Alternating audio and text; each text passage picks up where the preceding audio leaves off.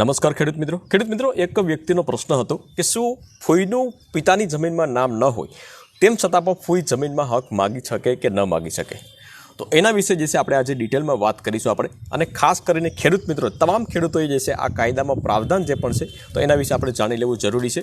સૌપ્રથમ કાયદા વિશે વાત કરીએ આપણે તો હિન્દુ ઉત્તરાધિકારી કાયદા પ્રમાણે 2005 પ્રમાણે જેટલો પિતાની જમીનમાં સ્વપાર્જિત હોય અથવા તો વડીલોપાર્જિત જમીન હોય, જેટલો પિતાની જમીનમાં પુત્રનો હક છે તેટલો જ તેની બહેન મતલબ કે પુત્રીનો હક છે, અને એટલો જ હક જે છે એ ફૂઈનો હક છે.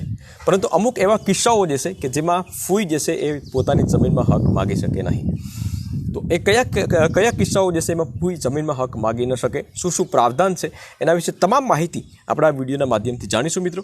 તો વિડીયોને લાસ્ટ સુધી જોતા રહેજો. તો ચાલો શરૂ કરીએ. તો ડિટેલમાં વાત કરીશું મિત્રો આપણે કે ભાઈ પિતાની જમીનમાં જો ફૂઈનું નામ પહેલેથી જ ન હોય તો એ જમીનમાં એ પિતાની જમીનમાં હક માગી શકે કે ન માગી શકે. તો એના વિશે જે છે આપણે કાયદાકીય જે પણ માહિતી છે તો એના વિશે આપણે વાત કરીશું આપણે. તો કાયદો શું કહેશે એના વિશે.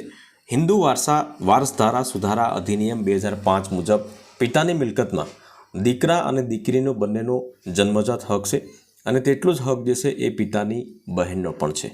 મતલબ કે પહેલાં જે છે એ દીકરા દીકરીનો હક હોય છે, તો પરંતુ એટલો જ હક છે તો તે પિતાની બહેનનો પણ છે. પરંતુ પિતાની જે જમીન જે છે તો એ વડીલોપાર્જિત જમીન હોવી જોઈએ.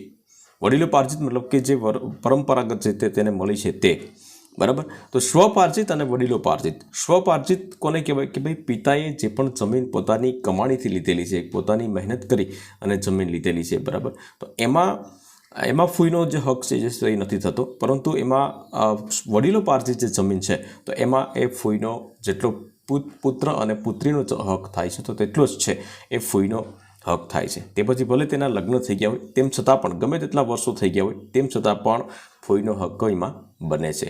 પરંતુ એક કારણથી ફૂઈનો હક નથી બનતો. એ કયું કારણ છે એ હવે આપણે આગળ વાત કરીએ છીએ.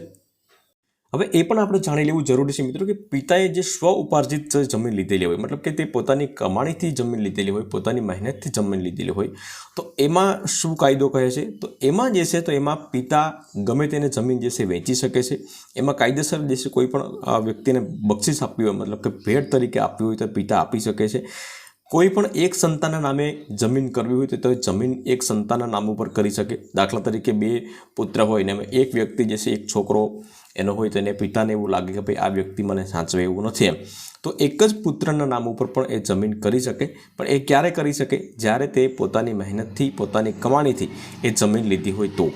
બાકી વડીલોપાર્જિત જે જમીન હોય તો પિતાને પણ મંજૂરી તેના પુત્રોની અથવા તો પુત્રીની લેવી પડે.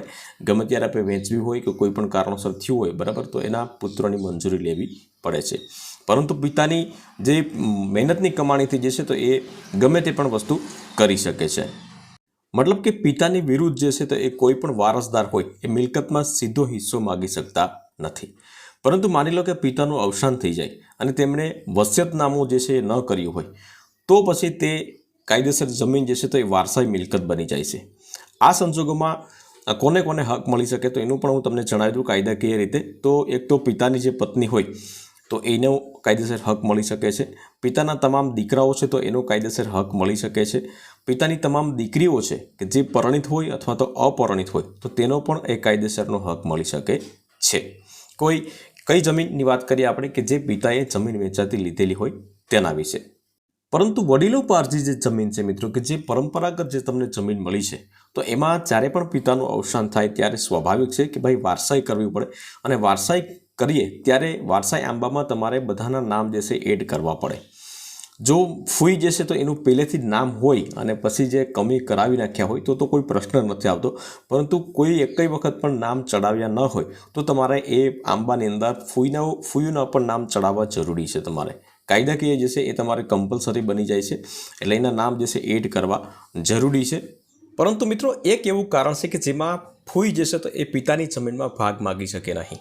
કયું કારણ છે એના વિશે હું તમને જણાવું કે કોઈ પણ વ્યક્તિ જે છે, તમારા દાદા છે કે મતલબ કે પિતાના પિતા છે, તો એ 1956 પહેલાં જો એનું મૃત્યુ થયું હોય તો પછી એવા સમયની અંદર ફૂઈ જે છે તો એ પિતાની જમીનમાં ભાગ માગી શકે નહીં.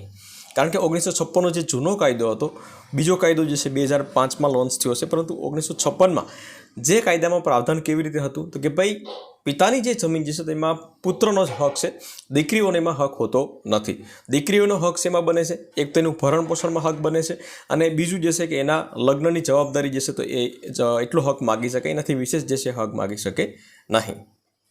એટલા માટે તમારા જે દાદા જે છે મતલબ કે પિતાના પિતા છે તો એ 1956 પહેલાં જો મૃત્યુ થયું હોય તો પછી એ હક માગી શકે નહીં. પરંતુ 1956 પછી કોઈ પણ સમયે દાદાનું મૃત્યુ થયું હોય, મતલબ કે ફૂઈના પિતા અથવા તો પિતાના પિતા જે છે તો એના મૃત્યુ થયું હોય તો ગમે ત્યારે પણ એ ફૂઈ છે એ એની વડીલોપાર્જિત જે જમીન છે એમાં ભાગ માગી શકે છે.